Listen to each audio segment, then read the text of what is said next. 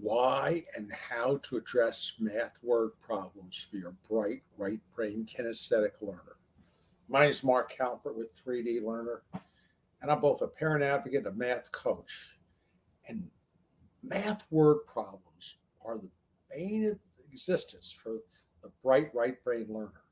They're everything they have a problem with, whether it's words, vocabulary, visual processing, executive functioning, which is attention, working memory, and processing speed, all come to roost when they're trying to address math word problems.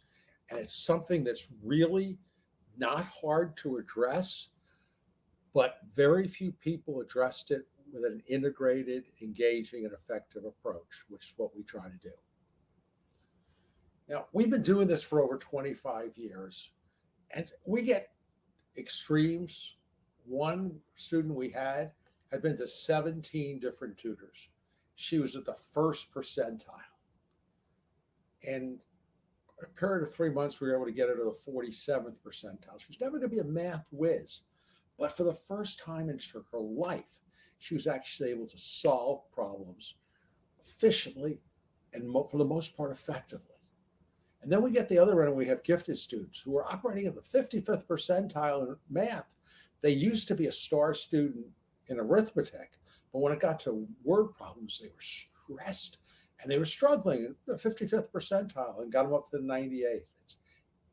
And probably the most fun part of this all is we get students who are getting C's, D's, and F's, especially in this post-pandemic period. Math's a nightmare. And we love to hear 6, 8 weeks later, you're fired.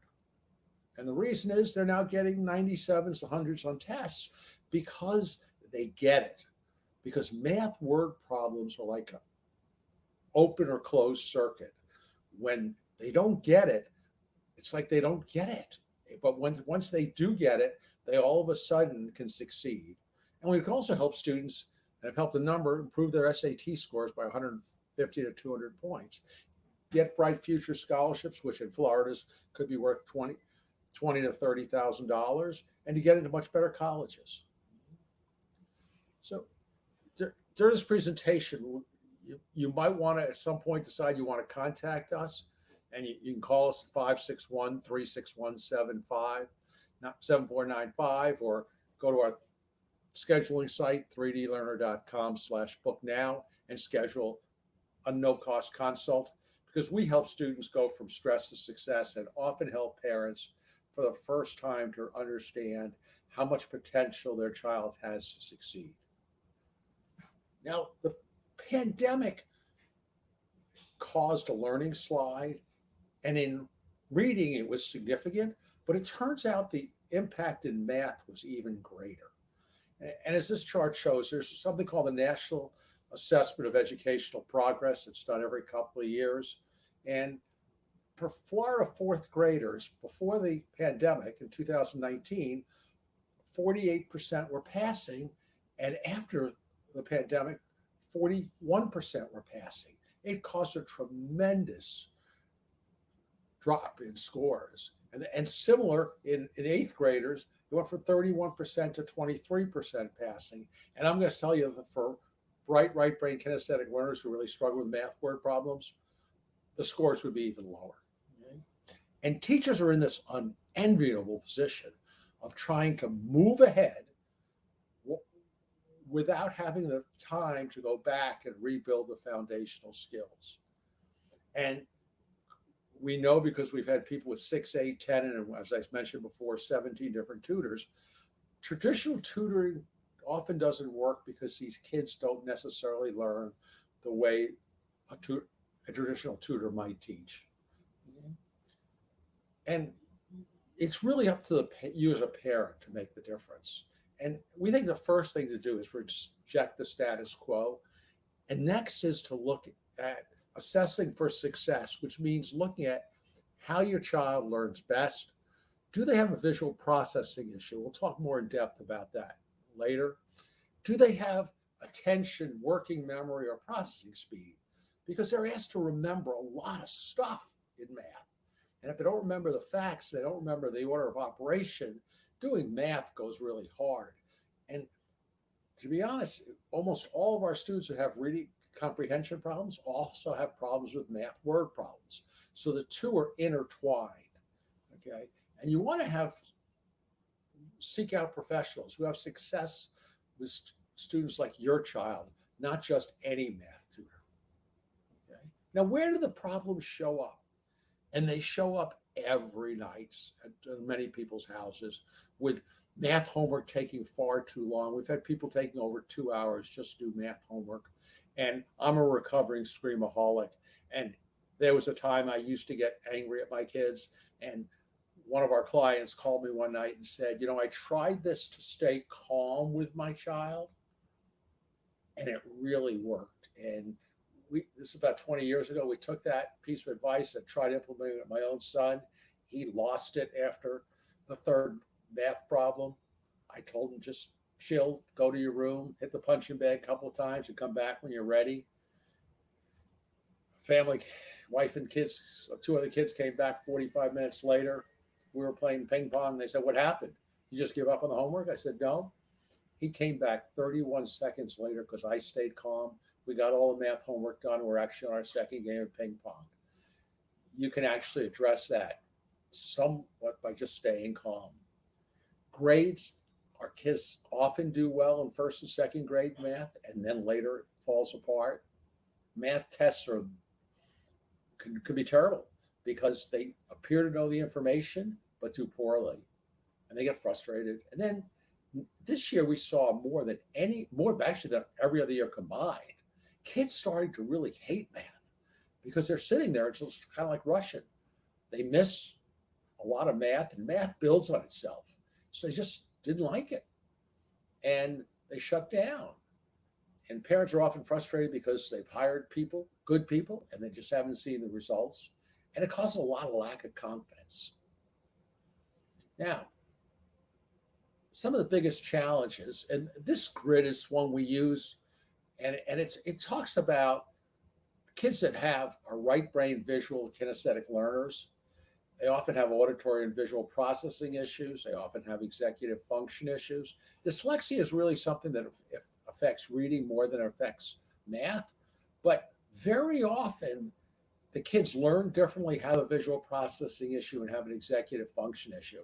And where that manifests itself is the little words they don't necessarily understand, the greater than, less than, things that don't generate a natural picture. And the math word problems are just written, I swear they're written by tricksters, just trying to trick kids. Visual processing skills show up. They misalign things, they miss things, they miss pluses and minus signs, lots of what we call unforced errors, okay, careless errors, executive function again, all those issues. They lose focus, they don't remember things, and they process this information slowly, which means time tests become a real crunch. And they've not learned how to use their visualization skills to master math.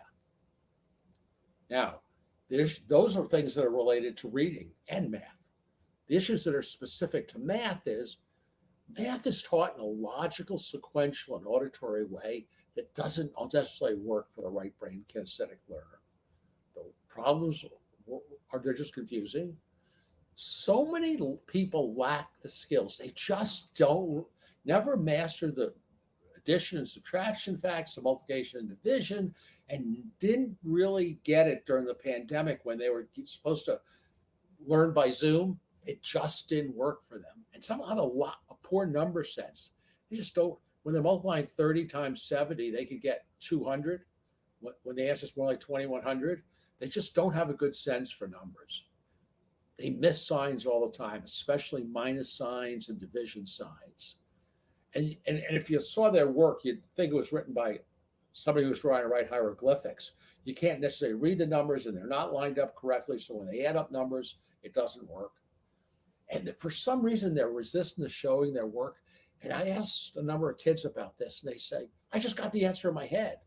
And the truth of the matter is that worked in the early grades. It doesn't necessarily work later.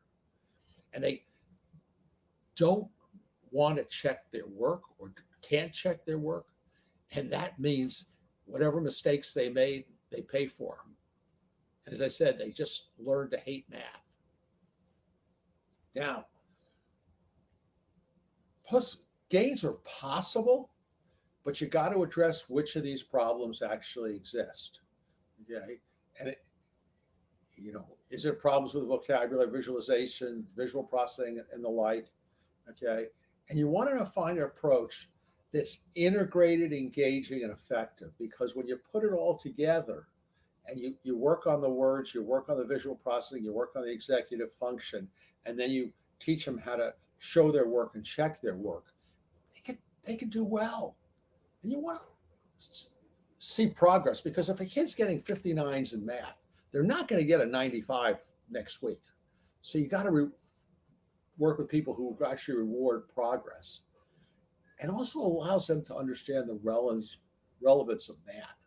When we talk to math problems, we find something that the kid's interested in, whether it's baseball or cooking or whatever, and talk about how math is actually used. We had a student a number of years ago, Matt, and we changed his name from Matt to Inspector Matt. And his eyes lit up. He said, "What's Inspector Matt supposed to do?" He said, "Check your work." And he liked that. And he started, we created a checklist of what he's supposed to do when he's doing math word problems and what was checking work. And when he checked his work, he put a big smiley mark next to checking it, because all of a sudden he saw the benefit in doing it. And it's really, you want somebody who can both capitalize on when your kid's good and address their challenges. Okay, so that it allows them to be successful without as much help from you as you've probably had to give. And it gets results and boosts their self-esteem. And you want to find somebody that gets your child, to an extent possible, to like math. Now, when we talk about leveraging the strengths, we'll often use M&Ms. We'll use a case here of 4 times 3 equals 12. And we have the kid lay out 12 M&Ms in 3 rows of 4. And then we'll have the kid look at it from the other angle, where he sees 4 rows of 3. And all of a sudden, he realizes that 4 times 3 is the same as 3 times 4, because of the same 12 M&Ms that were there before. And then he realizes if he takes 12 and divide by 4, he gets 3, and 12 divided by 3, he gets, or 12 divided by 4, he gets 3, and 12 divided by 3, he gets 4. He sees that relationship, and now he can manipulate numbers in a way that work for them. You also want to work with people that understand the visual mistakes and set the kids up, have them use wide margin graph paper, set them up so they really line them up, okay? And also check for visual processing issues, which we'll talk about in a moment. And you also want to approach that looks at executive function problems, because this is related to the memorizing math word facts, understanding order of operations, ability to get tests completed, because processing speed is awfully important, and the ability to sustain attention. Okay. And you also want to work with people that use color, because kids remember things when it's more colorful. And some parenting tips. 1, stay calm. If your kid doesn't understand the math problem, they don't understand it yet, it hasn't been explained to them in a way that works for them. The other thing you can do is do some cross midline exercises with them if they get frustrated, and even go have them hit a punching bag. Don't have them hit the wall, but do something that gets rid of that excess energy when they're frustrated, because at the beginning, virtually every one of our students gets really frustrated. And when in doubt, draw it out. It's amazing when we draw a triangle or rectangle and the kid sees and measures things, they can solve things in a much more effective way. And when they're given a problem, and rather than say to your kid, just do the problems, first sit with them and check to see if they actually understand the questions. Again, always have your child check their work and make it a game. Okay. How many times have you checked your work? Did you find any errors, and did you correct them? And again, look to identify where your kid's good. If they learn differently, you want to know that. if they often become frustrated, if they don't understand the questions, if they have visual confusion, sometimes they'll have reversals. Okay. A lot of times they'll lose focus and things take a lot longer than they should. Now, what do we do about it? How does 3D Learner actually address it? We actually have an integrated assessment for both math and reading and learning. So we use a structure of intellect assessment that looks at how a child learns best, where they're strong, where they're weak, do they have visual process or auditory processing issues. We use a visograph, the picture of it here at the bottom. It actually shows how a student's eyes track when reading. And when we see this, the student on the left is somebody, the graph is one that student reads perfectly. Actually, it was our optometrist because we couldn't find a student that read that efficiently. But the student on the right was having all sorts of problems because his eyes actually crossed when he read. An incredibly important thing to be aware of. The other is the interactive metronome. We use something where it improves attention. A student's trying to match a beat and get closer and closer. It's amazing how many times kids lose focus in math. And the study done at St. Thomas Aquinas showed that the interactive metronome in high school students improved math fluency by 2 grade levels. So it's a great way of improving attention and math fluency. And then we do a reading assessment because math has become all about reading. Okay, it's math word problems after grade 3 and on. And then we'll do a math assessment for the kids. Okay? And some tips: reject the status quo if your kid's struggling. Okay, you do an assessment, recognize that drawing things out, using manipulatives work. Flashcards, I can guarantee you, are not going to work in 95% of the cases with these kids. And use opportunities like cooking or sports, other things, to show them why math is important, address the issues. And then, even if you're just doing math with them, just set it up wide margin math graph paper so they can do it that way. And reward progress and recognize that Rome wasn't built in a day, and nor were math word problems solved in a day.